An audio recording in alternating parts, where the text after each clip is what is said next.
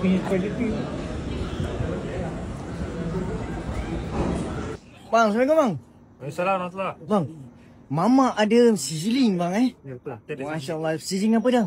Kita ada sizzling yummy, sizzling nasi, sizzling black pepper Sizzling ini, sizzling nasi dengan black pepper. dengan black pepper Ui, baik bang. Bang, sizzling yimi satu bang. Sizzling yummy ya. Yimi satu bang. Nak cendawan? Cinawan boleh bang. Telur layan. Telur boleh. Boleh. Telur mesti kena ada bang. Sizzling yimi bang Ui, baik. Masya Allah. Wah, nak tengok abang buat sekali bang Boleh.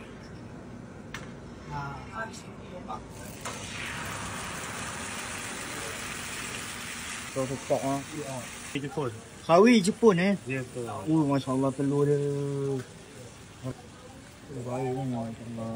Ayam. Ui, ayam. Harta karun bang Ni atas garut dia guna tidur-tidur kita. Ada harta karun Tulang isi Kunci tulang pun ada bang Selalu nak makan sizzling kita masuk dalam mall. Ya bang. Masuk dalam mall nak cari parking. Parking. Nak beratur. Kat Nak- sini kita kat tepi jalan je. Tepi jalan bang Jalan je.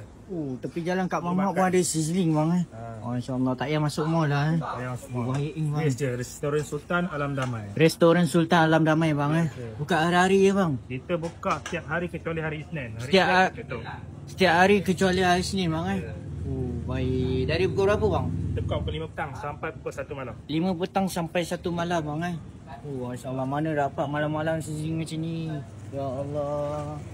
Kat ceras bang ceras baik ni. Aku naik. Ya. Baik ni. Okay, siap.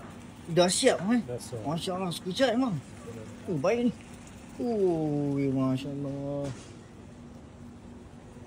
Okey bang. Rasa-rasa bang Bismillah. Gila bang. Bang dah siap bang. Siap. So macam ni berapa bang? Yang ni RM12.90. Yang ni macam ni RM12.90 ya bang Ini ayam, cendawan, telur, sayur.